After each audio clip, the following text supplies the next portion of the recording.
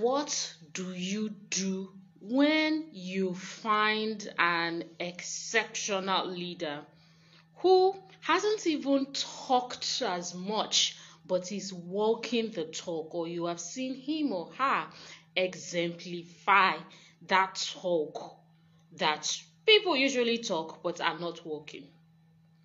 You call them for an interview to get everything that makes up who they are. I am so excited to have Pastor Dele join us today. Honestly speaking, you have no idea. But when we get into the interview, Pastor Dele is right here already. Exceptional leadership. I'll be adding Pastor Dele shortly, but I just want to thank God for this opportunity, and I am so happy. Not many people, sometimes, maybe not many people may know how to relate to topics like this, but it's the simple things in topics that we learn from topics like this that shape our everyday life. That is why it was so important that we held this interview. Okay, so I'm inviting Pastor.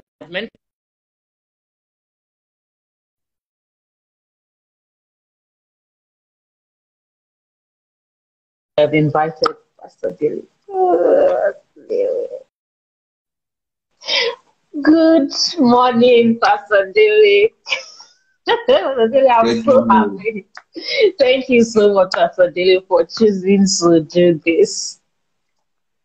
Thank you. Thank you. I hope you can hear me very clearly. Yes, perfectly. I can hear you very much. And my husband is excited as well. Like he was even sharing the flyer. That's how much we are so grateful to you and for you, sir. Thank you so much. Okay, so let me just go straight to Pastor Dele's profile and then we kick off with the conversation. Sir, please, I want to confirm your surname before I go on. Is it Agogun? So that I don't say it wrong. Agogun. Agogun. Okay. Dele Agogun is a leadership, management, and family life consultant.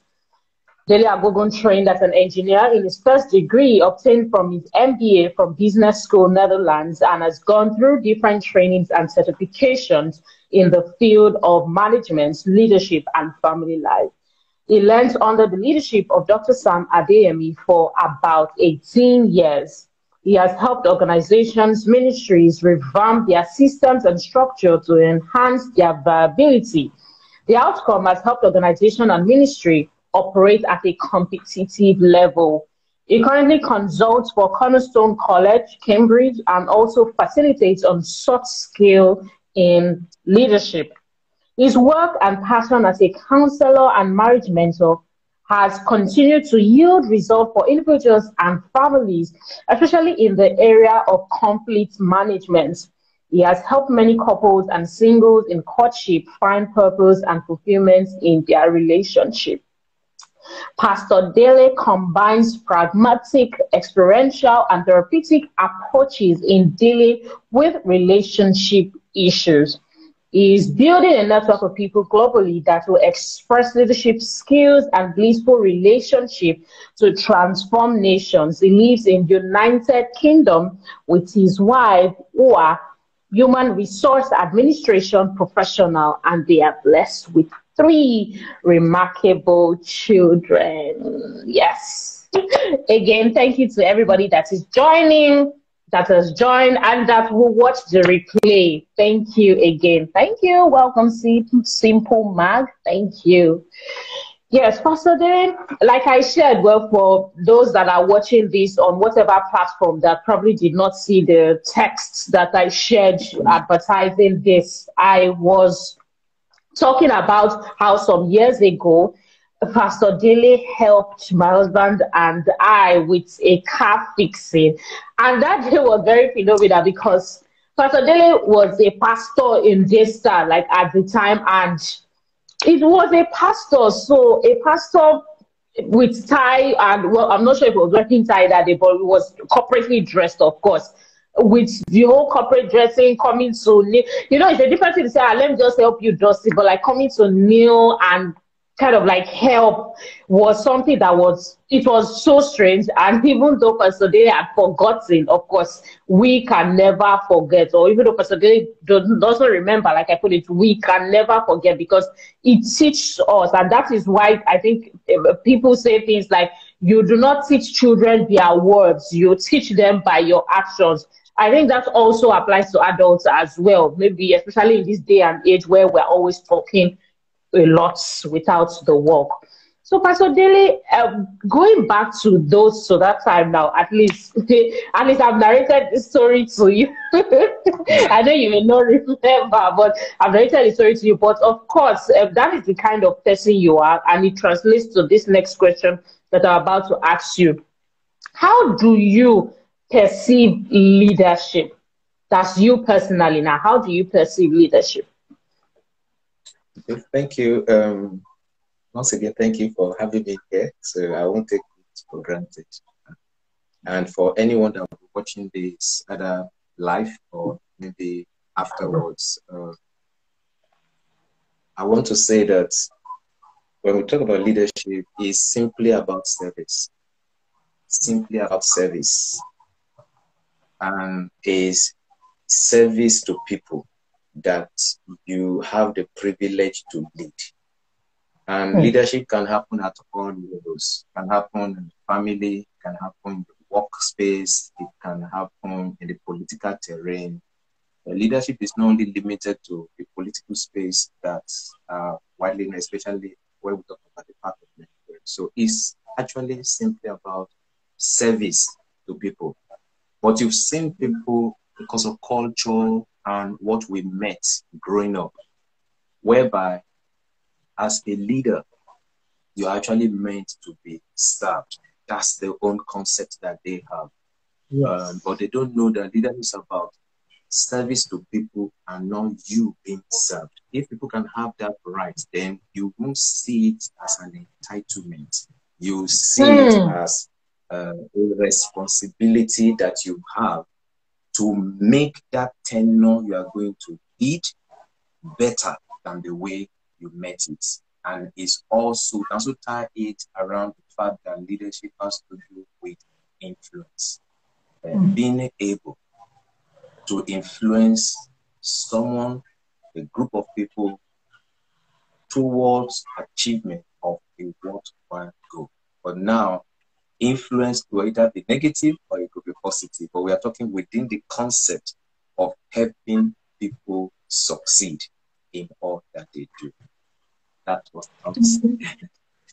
Thank you so much, Pastor Dele. I want to especially welcome Pastor Dele's wife, Mrs. Uwa. Thank you so much for joining us live, Mark. I do not take it at all for granted. We do not take it for granted at all. Thank you, Pastor Dele, for that insight. So, Pastor Dele, how were you able to make your own shifts in leadership in a very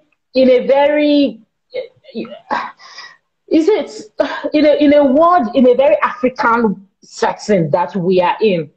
And why I say so is because, like, in Africa, Nigeria, where we are, a lot of people believe what you just clearly shared with us about is you are the one to serve me. And that's why there's a lot of abuse in the churches that so many people are having, or are now having to talk about churches generally, because of the wrong things that some people have done. But of course, that's not the case everywhere else. So, sir, how were you able to build and renew your own mindset? Because you see tongue speaking, prayer warrior people, but when it comes to that part of leadership, like, is the entitlement that they are clinching to, and they do not still hold this particular perspective that you hold, because they just believe that that's just what it is.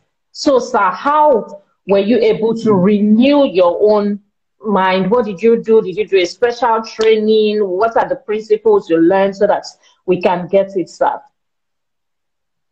Okay, I would say first and foremost, you have to come to that awareness that what you know now is not all there is to know about leadership. So when you share that mindset, it puts you in a position of continuous learning. What you might have learned up until a particular point might be good, but might not be good enough to take you to your next leadership responsibility.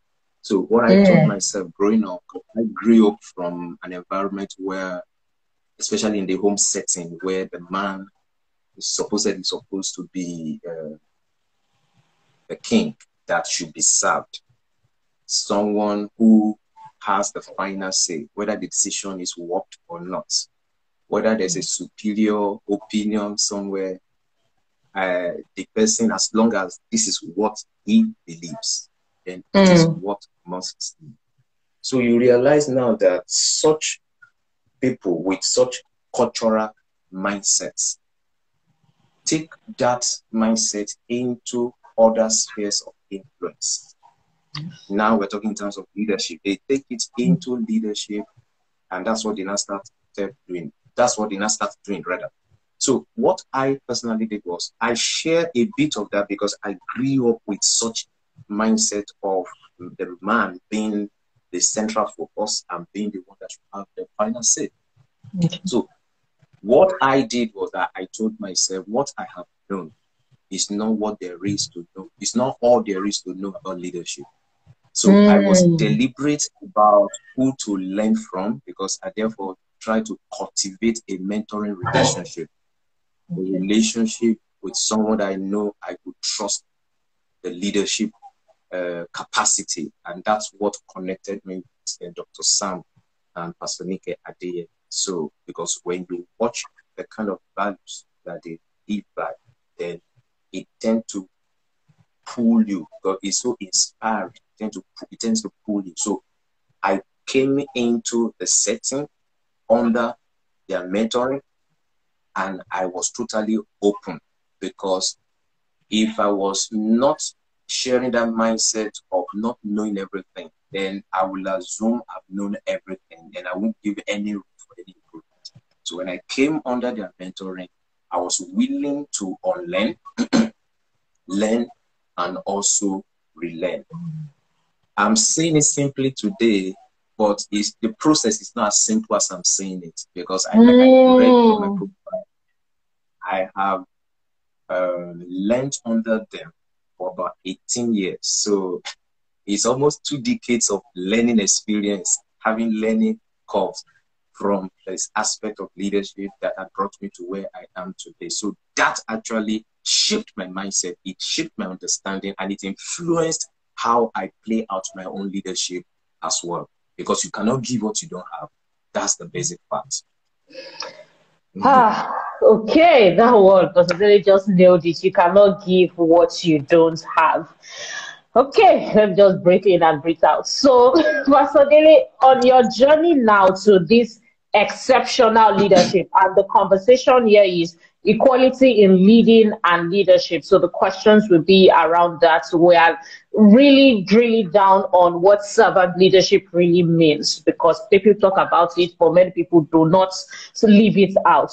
So on your journey now, Pastor Dele, to living out this new person that you were becoming, did you not feel maybe, is it played on, or is it, sort of, when people are now trying to take a person for granted, in quotes, because the person has this serving heart that is humble, and the person is trying to just serve you, people now begin to take you for granted. At that times, could you share scenarios like that and how you dealt with it? I need to bring that up, because some people want to try and go on this journey that you have now become and are still becoming, and with one humiliating experience, just like, oh, please, they'll not be recounting that experience, and that's how people do. So they are not doing that again because of an experience or two. So in your own case, how have you been able to manage such when people just pass their boundary and want to do, insulting and rude stuff in your trying to serve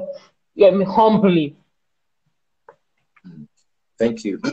Obviously, as a leader, you will come across that.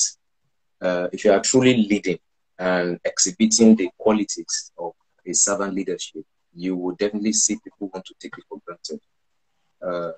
You don't adjust your leadership style because of the advantage that people want to take about you. It's a principle, you know.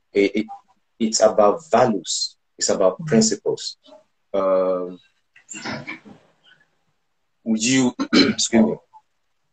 While I lead, I'm also conscious of the values and the principles. For instance, listening is one of those principles. As a servant leader, you have to be able to cultivate the act of listening. You have to cultivate the act of empathy. You have to cultivate the act of, let me use the word healing. Healing in the sense that you are the type that you would have been healed from the past hurt before you move on. You never move on without being fully healed of whatever it is that's an experience of the past. You have to be fully aware. Yeah, you have to be fully aware. You have to be a persuasive person. You have to be able to conceptualize things. You have to be able to have foresight. So by the time you are looking at some of these values or some of these principles that I've just mentioned, few out of, not limited to all those numbers, then it puts you in a position where people cannot just take you for granted. When people come at you, and you now have people who want to take advantage of you, because you live by values and principles, they can almost predict what your response would be. I suffered it a bit because I want to be there to just help everybody. If you are in need, I will just moving. That might explain why how you started that pulled off the jacket that came under. Mine is, you know, when you have value for human life, you don't see differences. You treat people equal. So I saw a need, and I could see that that need, they are struggling around it, and I know I have a solution to provide. Forget that it's not about status now. And like I said, it's about service, and you are serving people. It's all about people, not about yourself. So when you take it away from being center focused to people focused, then it changes the dynamics altogether. So those are some of the values that I play out now. Now I've evolved from just throwing my compassion everywhere. And because it's when you show it out and people see that you care, people see that you are always there for them, then there are some set of people who might want to take advantage of that. But now, even though I have such compassionate hearts, like I always tell people, both in leadership and also in relationship, I said, I have controlled compassion now.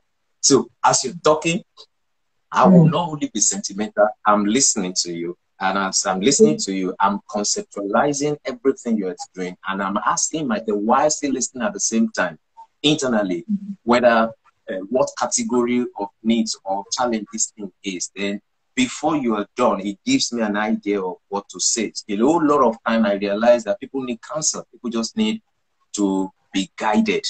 But sometimes you realize that people want something to exchange hands, either in terms of funds, in terms of material, or something like that. But a whole lot of time, people just need guidance through counseling, and for them to be able to navigate that space that they are in. So that's how I have been living mine, and I have adapted now, and it has actually helped tremendously. Okay, thank you so much, Pastor Dele. One striking point that you actually shared, that Pastor Dele actually shared, is when you have value for human lives, you actually don't see status. And it is amazing, because this is in the Bible, and this was in one of the parables that Jesus was sharing.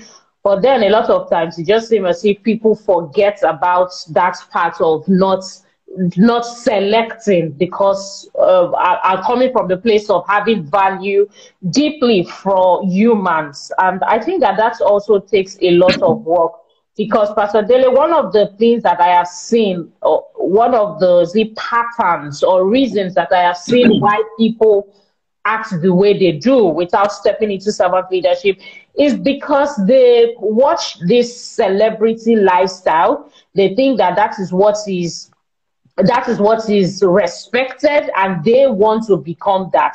So you see a person who just has a few followers, or just has a few followers, or just has one employee in their office, and they're already shouting, they're already behaving in very rash manners. I am wondering what exactly is going on because of these things they are watching, keeping up with whoever, all of this. It's a reality show that makes it look like if you are a boss, you are to shout down at people. That is what people are now beginning to imbibe.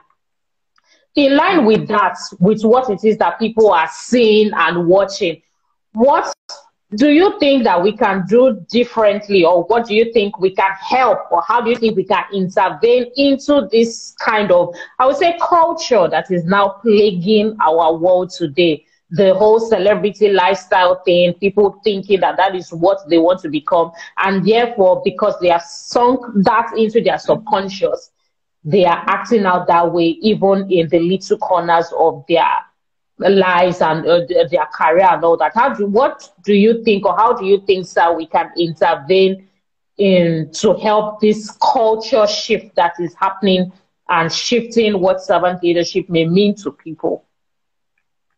Okay, thank you very much. I'll say one of the ways is through these means that you name, educating people. But can I balance it out? Because we emphasize the aspect of entertainment industry. Yes, sir. You know, there are different spheres of influence. We have entertainment, we have art and culture, we have media, we have sports, we have government, we have ministry, we have family. Most of the things you see played out are mere symptoms. So we'll be making a big mistake to isolate a case. I just want to look at someone's behavior concerning a particular area, and especially when we're talking within the concept of servant leadership, like equality of leading and leadership. So what I would say is we still boil down to values. If you don't have values, you cannot have value. Because you and I, we are product of our past experiences and programming.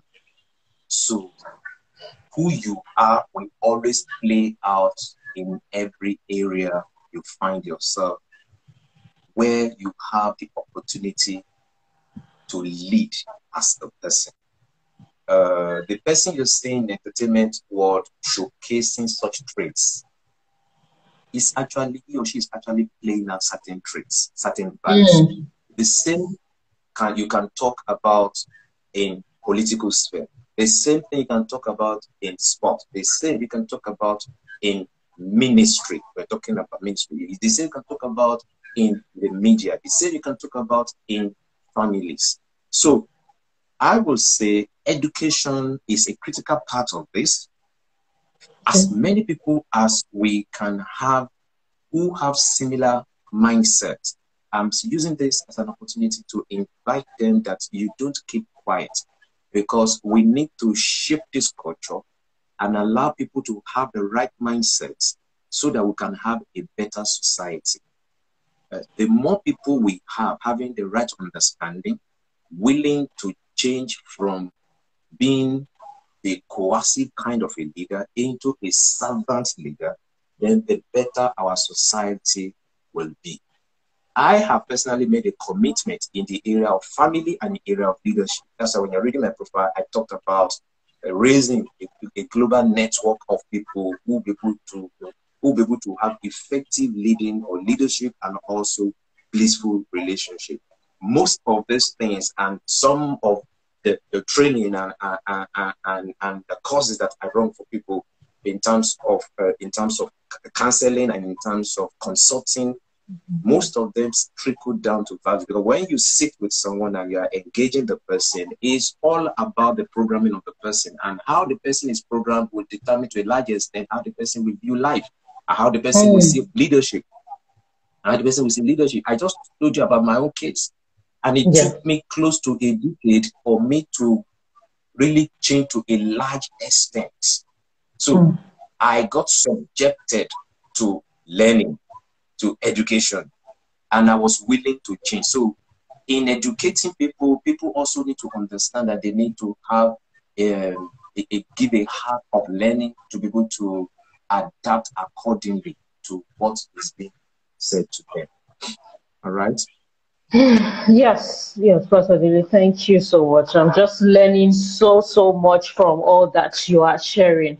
You spoke about how, of course, it has taken you a lot of time, or well, a period of years for you to learn about servant leadership, and then, of course, being under the mentorship of Pastor Sam and Nike Adeyemi. Do you think that the servant leadership spirit can be passed across more when there is mentorship amongst people beyond education? Because Well, I'm in just some trying to concepts, we can think. see we can say the spirit. In another place, we can see whether somebody is willing to learn.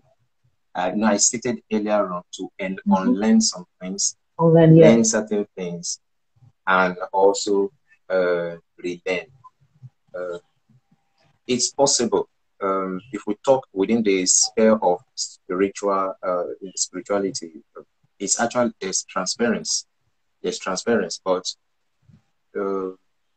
what is also transferred, can say, is the spirit, but has a life of its own that is adapted to your own uniqueness, that defines the uniqueness of your own leadership. Values might be the same, but the style might be different.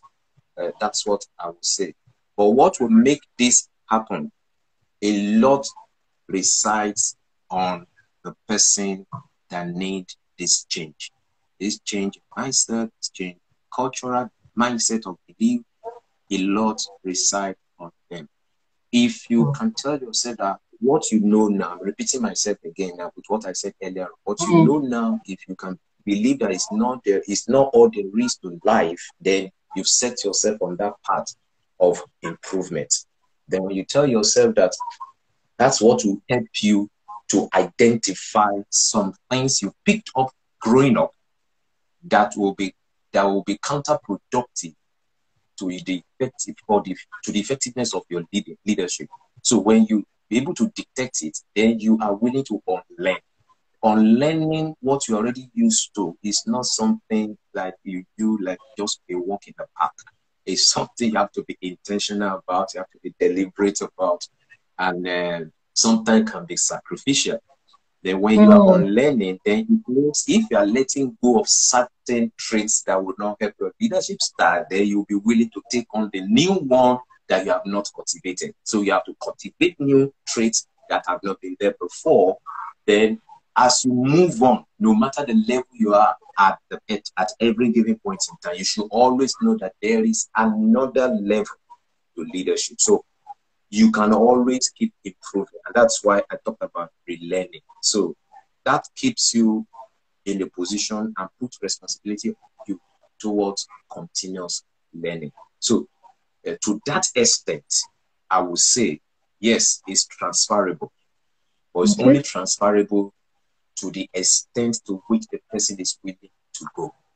Talking about the person that needs this change. Okay. Thank you so much, Pastor Dele. What are your thoughts on the concepts everybody is a leader? That is something that you especially hear in Daystar, and some people have even started to talk about it much more popularly. But the truth of the matter is not many people believe it. Many people don't believe that word saying everybody is a leader. So I want you to please help us break it down, because I was writing one question to ask you, but I realized that I believe you answer it in this question that I'm asking now, because I realized that a lot of these people, the people who do not practice the servant leadership style, thrive because they are followers themselves who are uneducated, like you have also said yourself. So you continue to put yourself down because of ignorance and whatever it is that you have as your understanding of who a leader should be, where there is a better style of leadership. So, Pastor Dodo, are we truly all leaders, or is it a thing that people say to make us feel good? The speaker or the coach to just make us feel good about ourselves? Thank you. The mistake people make is when you talk about leadership, they just have this, I don't know where the picture comes from. They just have this picture of somebody owning an organization, somebody running a large team, somebody in the political sphere, a president, a governor, senator, minister, councillor. So somebody speaking to a large crowd.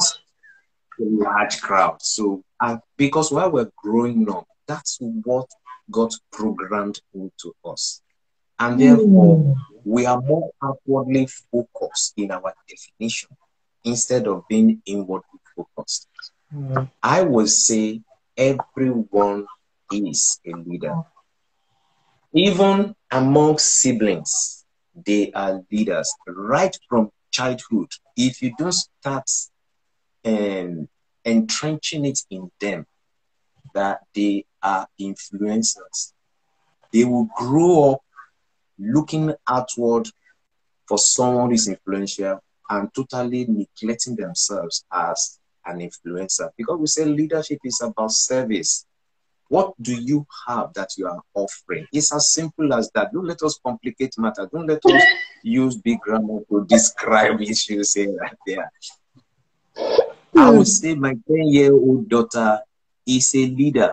My 15-year-old son is a leader. And my son, coincidentally, our first son turned 18 today.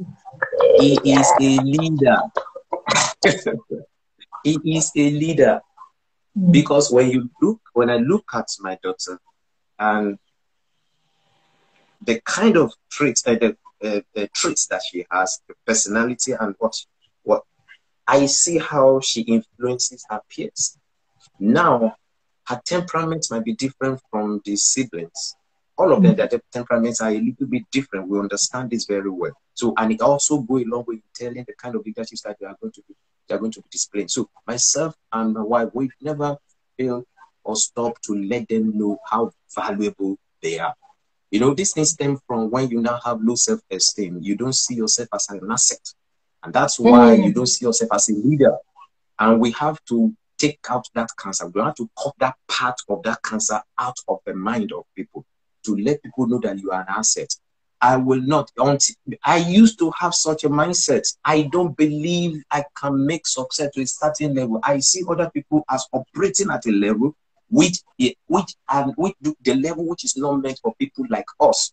And it's about low self-esteem. So if you drill that down, the surface symptom you'll be seeing is somebody is shy. Somebody doesn't want to take a responsibility. Somebody is not confident.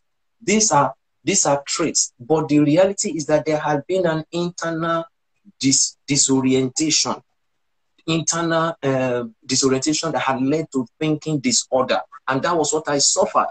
And that's why initially I would rather want to hide behind. Up till now, it's not that I just want to take up leadership. I want to be in front. I want to, because of my personality. But I've grown in such a way that if you give me that role, I will play it effectively well, even beyond the bar that you set for me. How did all of those things happen? Is because I went back and I told myself, Dele, you are an asset. And whoever is watching this, tell yourself you are an asset. If you don't know how you are an asset, then that's why you need to reach out to people. That's why you need to associate with people who are going some places. Because that's exactly what I did. Because I need to explain exactly what I did. What I did was I deliberately now chose the people I have around me. I decided my association.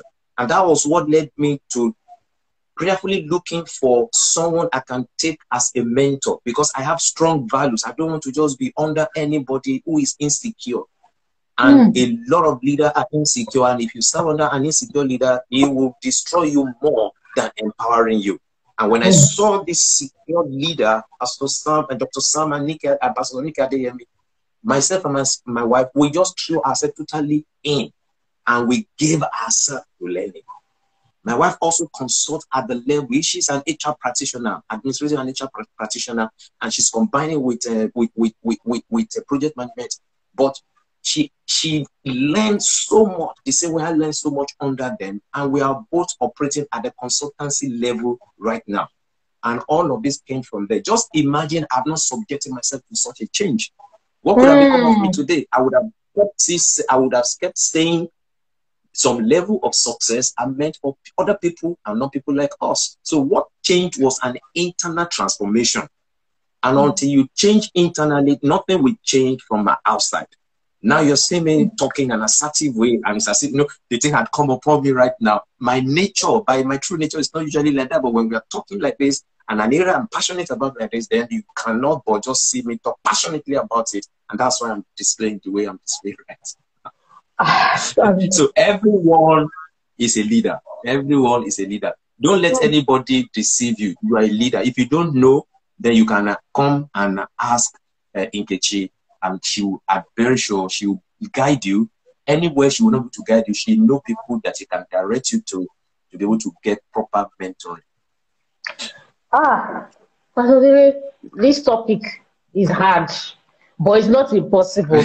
Why have I said so? I'm saying so because, hey, this question that I asked that you just answered now, and like you said, it really has to do with the internal work. That's how a lot of people go. So a lot of people are fascinated with following a person who has physical things that are larger than life, in quotes. So those are the people that people see as leaders, and even I needed to start doing some unlearning myself, especially when I met my husband, learning and knowing that it's not by big structures. I mean, personally, honestly speaking, this work that you're talking about is so true about it being from the inside. Because at the end of the day, it's not going to change what people want to put outside, and we now even have social media. People now show what it is that they want to show. Like Pastor Dike will say, nobody will come and show where you're crying or when they are beating or something. It's always a good part that they want to show.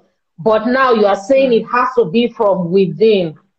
And I think that you've already shared how education is part of the way to doing this. So when you say education now, Pastor Dave, can you help us break it down? So do you mean maybe in the aspect of parenting, in the aspect of schooling, like the educational sector? Now I'm talking about like regular schooling. What are the different means that we can engage in or learn from to be able to build up these attributes and attitude in the people around us, whether it's our children, people around us, and even anybody that comes across us that, have been called to our platform and tribe that we're also supposed to share and teach and lead as well? I would say first and foremost, because the best place to start really is family. Family. That's why I prefer to combine both family and leadership, because one fits the other. What goes on in our society is an offshoot of what's going on in the families. And so that's why we always say that family is the bedrock of any society. So when I talk about education, I want to pin it down first on parents. Are you a single parent or both of you together? You have a child that you are grooming or nurturing. That is where the foundations are laid. If you don't lay the foundation right, then it's tough building the right structure for the effective foundation. So I will say that first and foremost, that in education, parents must see themselves as the #1 educator of their children growing up, in shaping this perspective that we are talking about. And like the low self-esteem I talked about, I got it from family when I was growing up. But thank God for how I met the right set of people. I made the right choices, and it got me to where I am today. So once that is tackled, educational sector is also critical. And any sane environment will see its leaders putting priority in educational sector.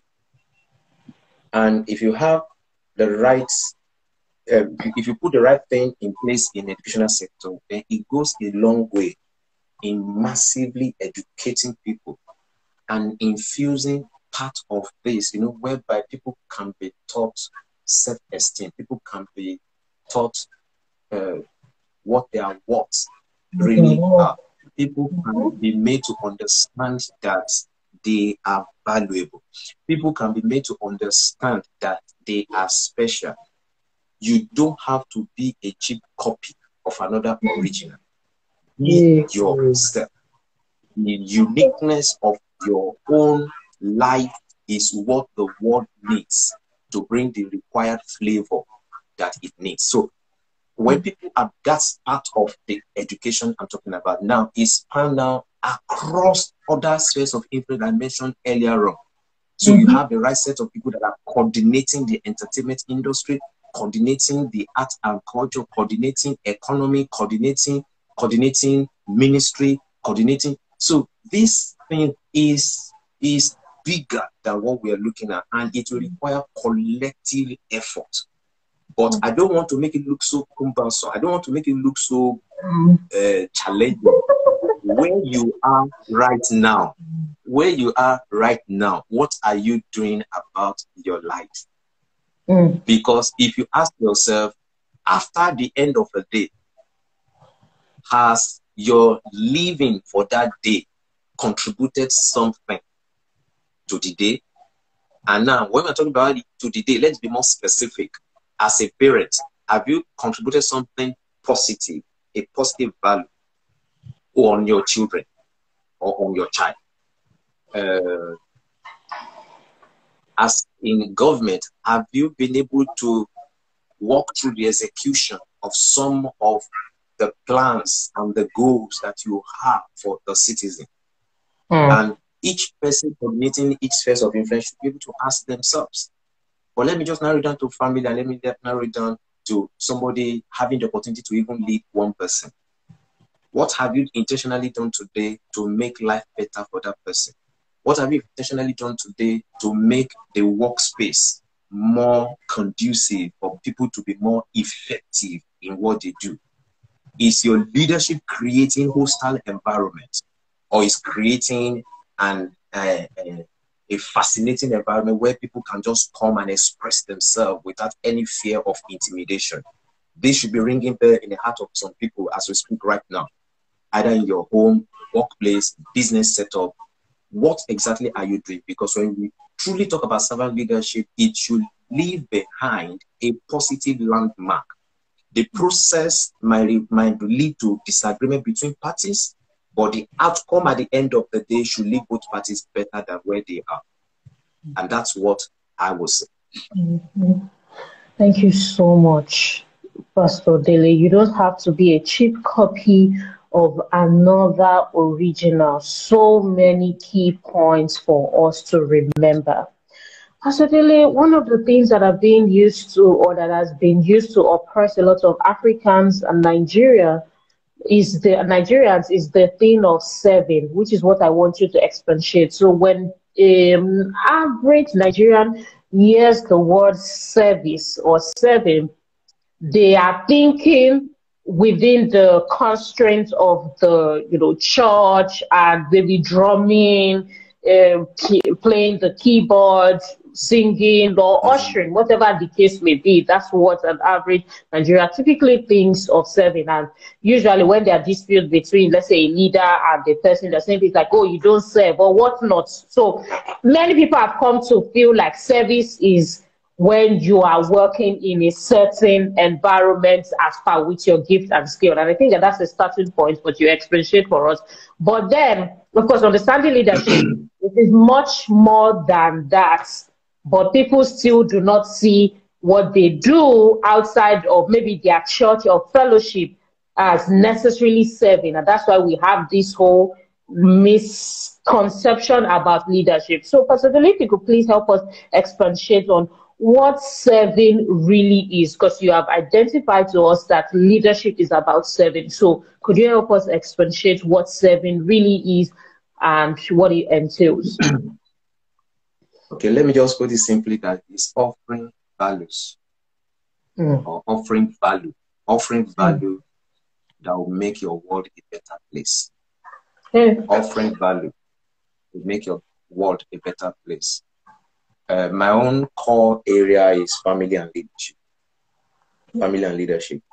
And you can tell the kind of value someone has by virtue of what the person says most of the time.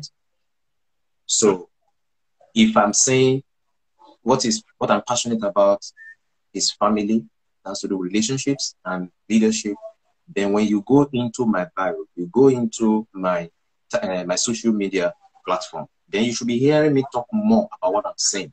And somebody can just go and try to do that at Dele Agogon. And so when we talk about service now, it still boils down to what do you have? What do you have that is an asset? That's why I say everybody is a leader.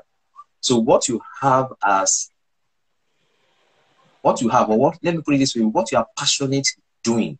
And somebody can wake you up in the middle of the night, and when you stand up, you don't need extra motivation. You just go ahead, excuse me, and get it done.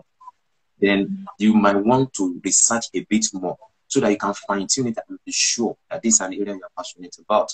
It's when you are now offering that to your world, either through your social media. Some people it's in form of quotes, some people it's in form of article, some people it's in the form of videos, some people it's in the form of interview. Like now, you are passionate about this, and that's why it has led to what we're having here. And that's why you are offering a value to the world now. That's why after this event now, there's a recorded version that somebody will be able to be glad to know. So I should come to your social media and read a bit more about what you are pushing out, and that will give me an idea of what you have to offer our world. That's the service that we are talking about. It's not about a temporary one that you serve either at a voluntary level in any organization or in a religious setting. That's not it. But those ones are offshoot of your core value that you're actually offering. So because you have that's why you can function.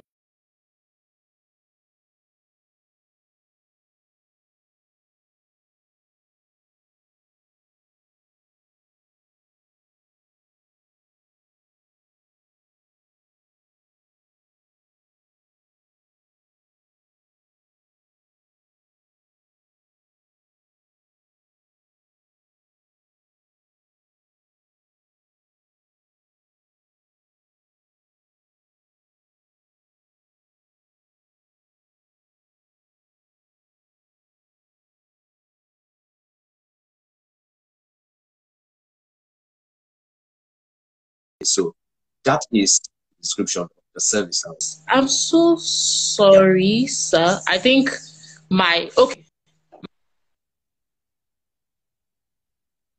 Can you hear me now? Like my video froze.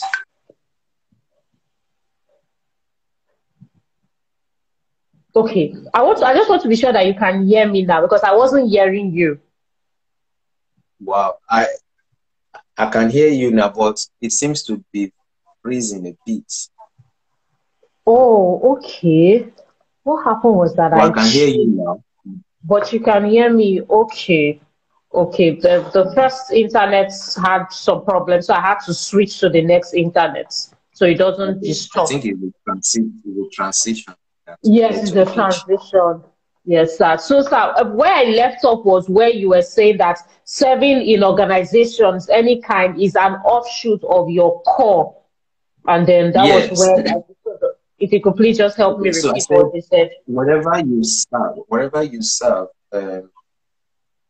either in a church setting, in a business setting, or as a voluntary person in any organization of any sector, yes, sir, it's actually an offshoot of the core value or the core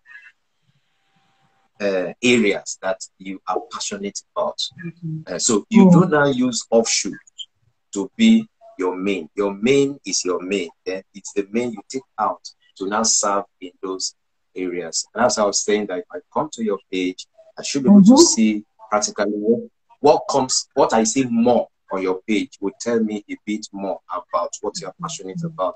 And that is your own service to our world. And as long as you're doing this, people are listening to this, people's mindset are being changed, then that is the service that you are offering. So for somebody in the entertainment industry now, then when you learn leadership the right way, then you exhibit it in an entertainment sphere, and more people are blessed. The same goes to other spheres of influence. So that is what service. So we're beginning to wrap up. We're wrapping up this interview, and it's so sad, but it has been impactful, and we thank God for the replay. So I want to ask one or two questions more questions before we do the Pastor Dele's rapid fire question, and then we close it off.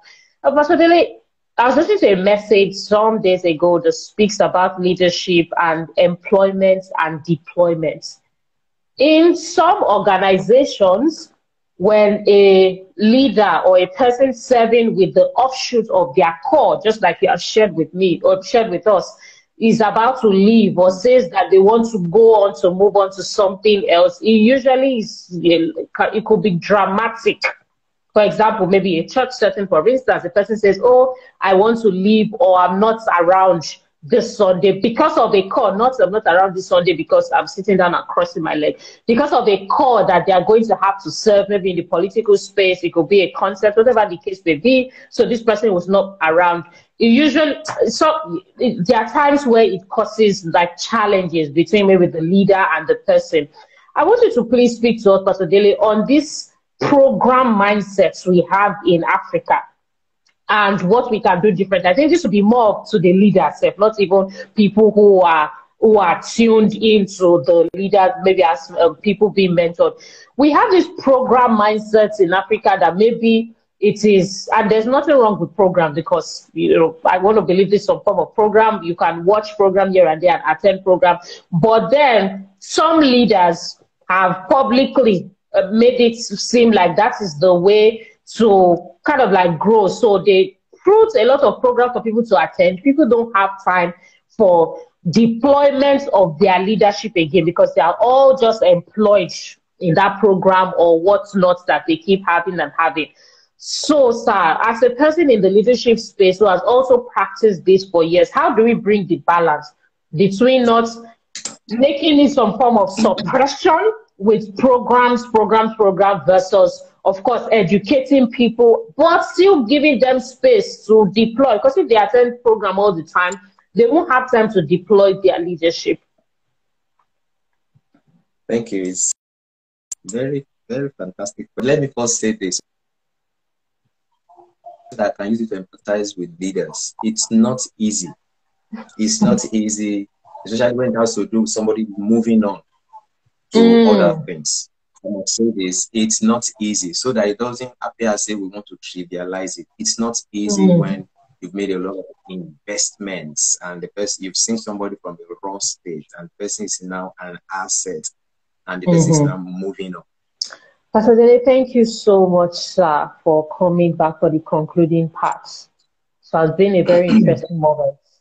But I'm glad that we can conclude this on a very happy note. The first part of the video I was able to save, so thank God, and I'm happy about that. So, like I was saying, the final questions that I was about to ask you before we were going to go up, which is what you were answering, was about programs, and let me just reiterate for anybody just joining from this video. I was asking Pastor Dele about programs, attending programs, but versus deploying your gifts. And I was saying there's absolutely nothing wrong with attending programs, but there are some people in the African leadership structure that believe that all a person should do is attend programs, and thereby creating no space for deploying.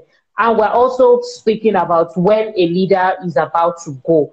When a person who has been serving in an organization is leaving, how should the leadership be able to take this and navigate this in the spirit of allowing leaders deploy their gifts? And Pastor Dele was sharing about how easy it is not when a person that you have invested in is going, and that was where we That was where we stopped the last time. Mm. Yeah. So Okay, so I was just talking and I just noticed that the signal froze. I can So imagine. Sorry about that, sir. I was trying to say that I must, because we need to balance this, that it's actually not easy for any leader to say either his most effective set of people or at least people who are very good leading. Can be an organization, can be a church. So it's not limited to only churches. It's not easy. I must say that, and I cannot emphasize that. However, a leader also have to be very, very secure. And that's why I am just so privileged to serve under the leadership of Dr. Sam Apasonike, because right from the onset, they knew what they wanted. It was not easy, like they equally admitted, but they said the organization in terms of, because church is, you should see it as an organization that is a sending station, is a training center. You come, you are trained, be the best version of yourself, and you can move up to higher responsibilities.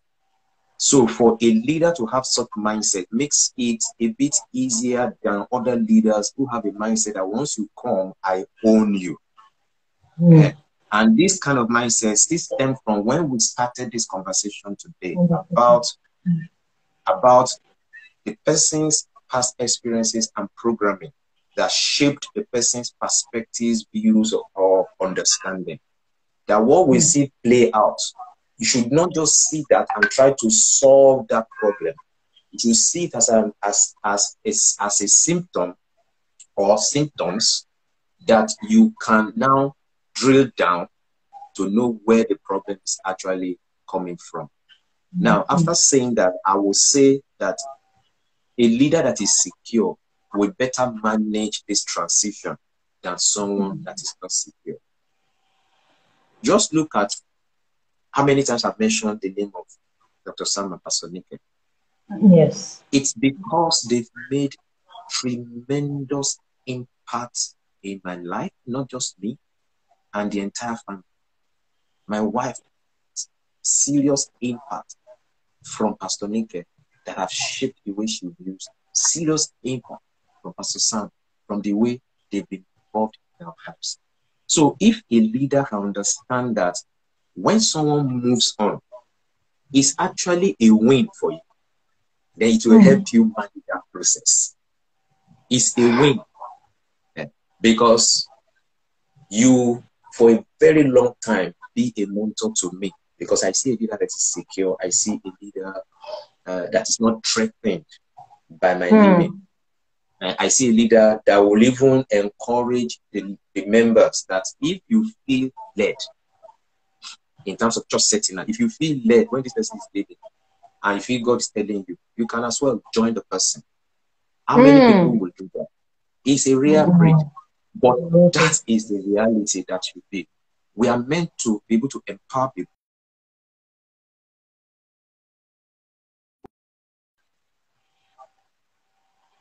Like that. Then I gave back. I gave back sacrificially to the organization as well, because it should be a win-win thing. Not that somebody is, and I think that's where the problem starts from. Some people have a mindset that after I've trained him, I've trained her, we've expended a lot of resources, and the person is now better than the way, then another company will just poach the person. So it's a valid concern, but there's a way we can manage that, and it can make it a win-win situation. So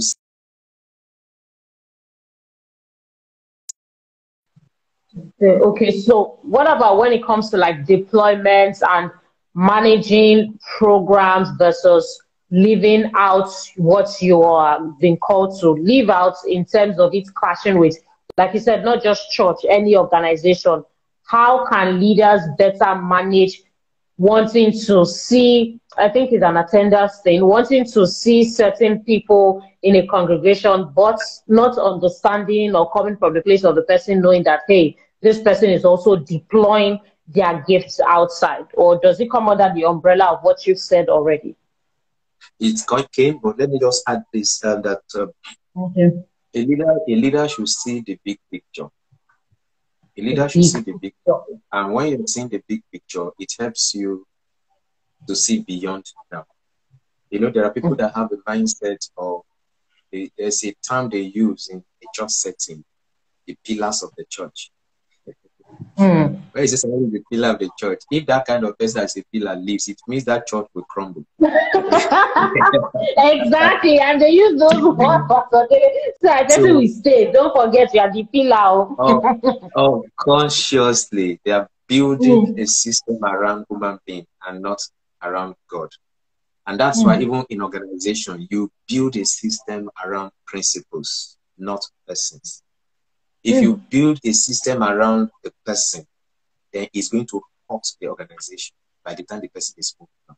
But if you build it on principles, then it means per time, each person you have there will exhibit what you want. And if that person moves on, there's a structure that is encouraging leadership development, so that before the person moves on, there's someone that can do the job exactly the way the other person going, or even better. So when you have that, you have crisis. So, but that's why I said the leader must have a big picture. But a leader who is not seeing all of this will be threatened, will not put the right structure in place to safeguard that when the time comes. And that's why it becomes a problem. So I see knowledge gap.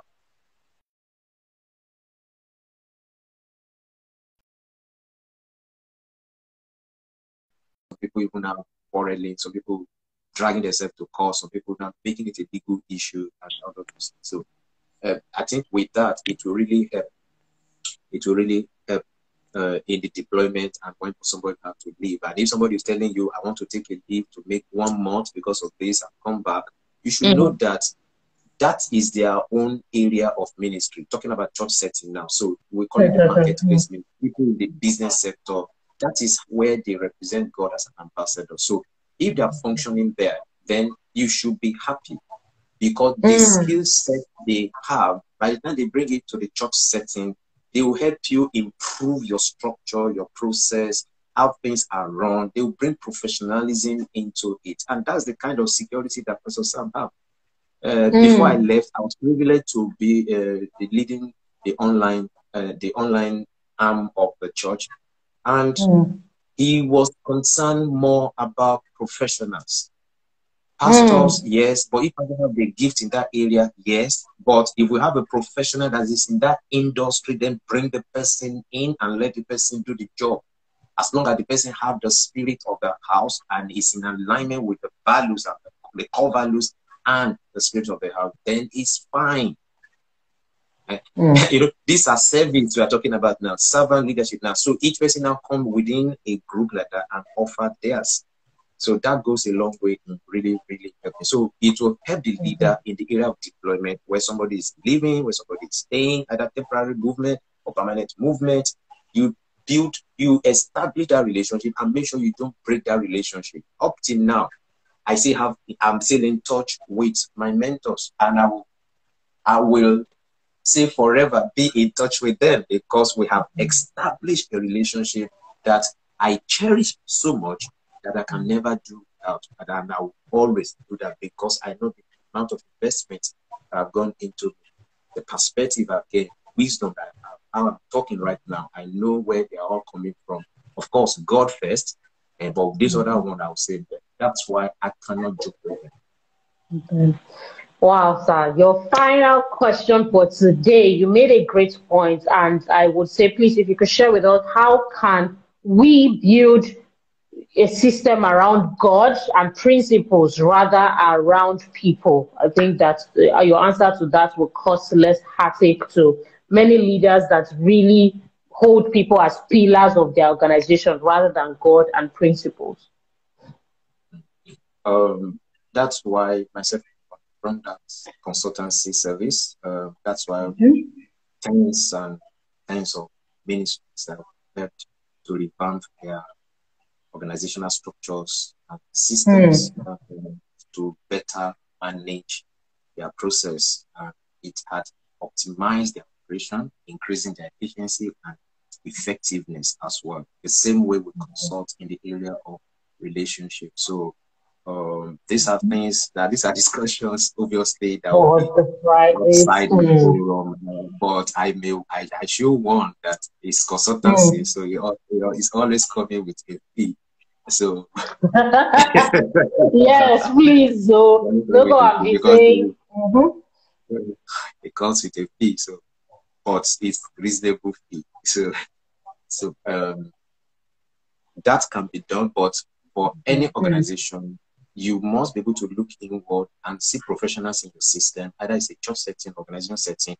The owner of a business does not have to be the one that have the whole idea. The whole idea of a true and effective leader is to be able to harness different gifts that he or she has around him and be able to harness those gifts to the use of the optimal operation of the organization. And it takes only a leader that is secure.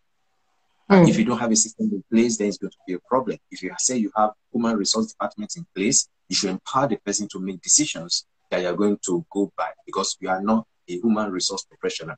If you hire an IT person, make sure the person is a professional. So the advice and the counsel the person is giving, you can go with, as long as you recruited the right way. You don't know everything about IT, you don't know everything. HR, you might have a bit of knowledge of them, but you are not an authority in such an area. In a church setting, somebody might have, like, I train as an engineer. So when you're talking in the area of technical, I can make immense contribution. We're talking now because I've been trained in management, in leadership, I can make immense contribution. But there are certain areas by the time I have my organization like that, that I will require partnership. I require people to come in. And those are things that form the system and structure. Then there's that you document certain things that will guide the operations of each. You are asking yourself, you must have core values. You must have a vision for the organization or the ministry. And any other thing you are doing, no matter how fantastic the idea is, you are always checking it with your core values and the vision that you have. So the problem with some people is that because they've not built that structure around themselves, the systems and principles. I think principles. You've not built that system in place. You've not put that system in place. When an idea comes from someone, it's a laudable idea, but you fail to check it with the picture of the preferable future that you have for that ministry or that you have for that organization. If you are missing out of that, gradually you deviate from your vision. You end up doing something completely different from what you set out to achieve in the first place. And that's the beauty of systems and structures. And that's what we also use to help people to achieve. But first and foremost, you look inward into your system, in your organization, you will have people who are gifted in this area, then be secure enough to harness their giftings and let them help you. You are not an all-knowing person. We all know in part, but we should leverage on other people and see how they can help us achieve what we have seen for the organization at the end of the day. Thank you so much, Pastor Dele. And to learn and get consultancy from Pastor Dele is at Dele Agogun on Instagram. Dele Agogun on Instagram. So, Pastor Dele, your rapid fire question as we close up this interview. A rapid fire question are fun questions that helps us to know about you, and you must answer under 15 seconds. So, no, they are not the interview questions. They're just fun questions. So I'll start with number one. What is your favorite food? Beans with plantain. It's okay. What is your favorite color? Navy blue. I think you can even see another navy blue. Navy blue. Okay. What are you allergic to? Practically, I have the blessed body. Okay. Okay, what is your best movie? I have various, but I love action. So let me put it central. And I have some actors. Van Damme, Arnold Schwarzenegger, Sylvester Stallone. Wow. Okay. What is your best book? That's a sounds.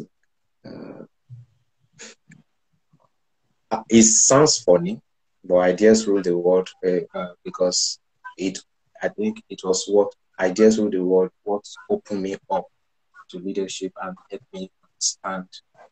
There are other great books that are out there, but I'm just saying the relative. So that's where my journey to start learning leadership, turning myself into an effective. That's Wow. way back. Over 20 years. Wow. Okay. Wow. Okay, so were you born in Nigeria? Were you given birth to in Nigeria?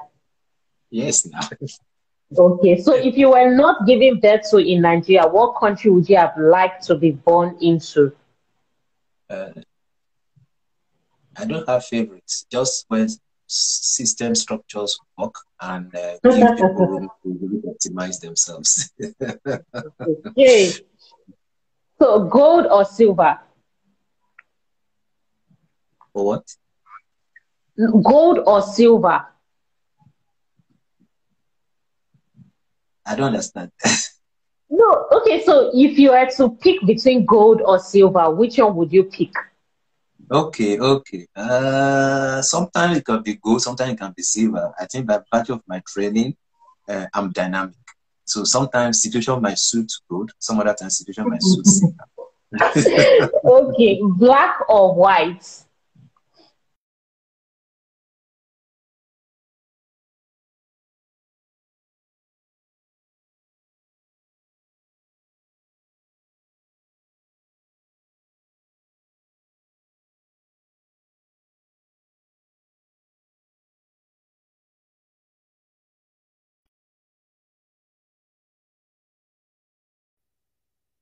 I was asking black. I said the same concept. That means you will not But answer if I want correctly. to go, because different concept, different interpretation, I can say white because I love transparency. I love you to plain, just be yourself. Okay, yellow or pink? Yellow. What is one favorite thing about your wife?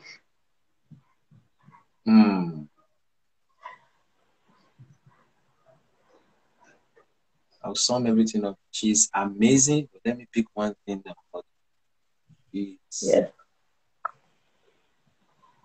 visionary. Vision.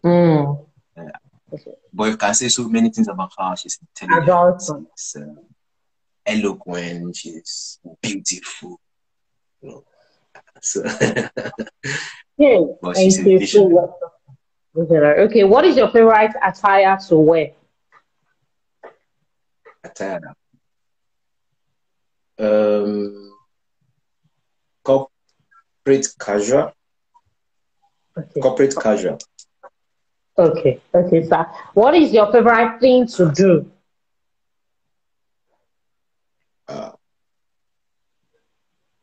Writing. I love writing. Okay. What do you and relationship. Okay. What do you like to do for fun?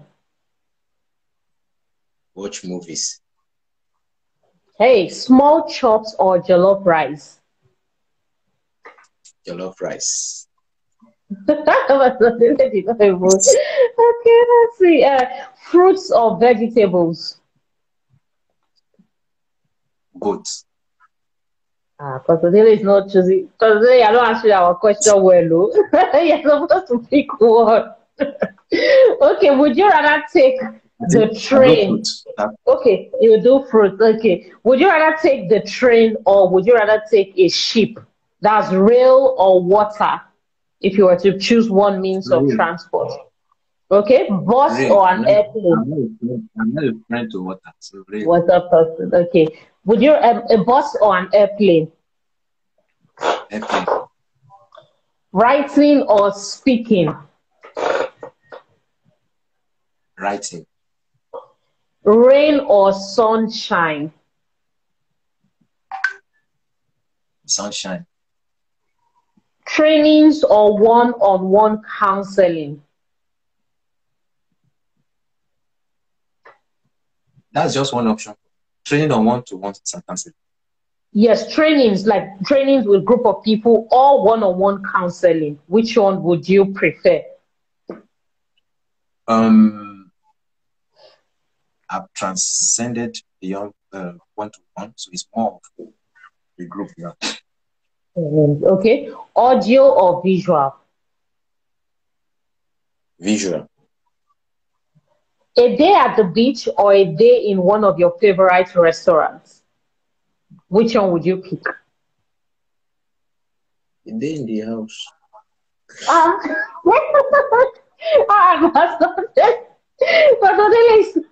Pastor Dele has inserted his own option.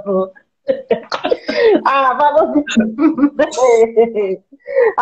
Pastor Dele, assuming you were not in the house, now if you had to pick one between a day at the beach or a day in one of your favorite restaurants, which one would you pick, sir? Okay, I think I'll go to the beach. Okay, 2 more questions. If you had a magical wand, what will be one thing that you will want to see changed in Nigeria? What is that one? I know there are a lot of challenges, but what would be that one thing that you want to see changed? In Nigeria? Yes, in Nigeria. For me, I think it's true and effective leadership, because it encompasses a whole lot of things to create an enabling environment for people. It will make life easy. It will turn self-centeredness into people-centered. So it's yeah. Okay. Very effective. And then the final question: what do you want to be remembered for? I want to be remembered for creating a global network of effective leaders and peaceful relationships. I want to be remembered. Wow. Straight to the point. Pastor Dele, we have come to the end of this interview. Thank you so much, sir, for your time and attention. The replay would be available at SageNel, SAG_NEL, and you can follow Pastor Dele on Instagram. You should at Dele Agogun. And let me spell that so that anybody listening to it on any platform can easily get that. So Dele is DELE, in case you are not Nigerian, and Agogun is AGBOGUN. You can follow him on Instagram. Thank you so much, sir. The last letter sounded like M is N. N, yes, N. Okay, thank you so much, sir. And thank you to everybody that joined us. Okay, you wanted to share something? Yes, that please, as you're listening, want to have any meaningful and lasting change, value human life, be secure, love people genuinely, be open to learning, and associate with the right set of people. Thank you so much, Deji, for having me. It's been an exciting one. I want to say bye. Yes. Bye.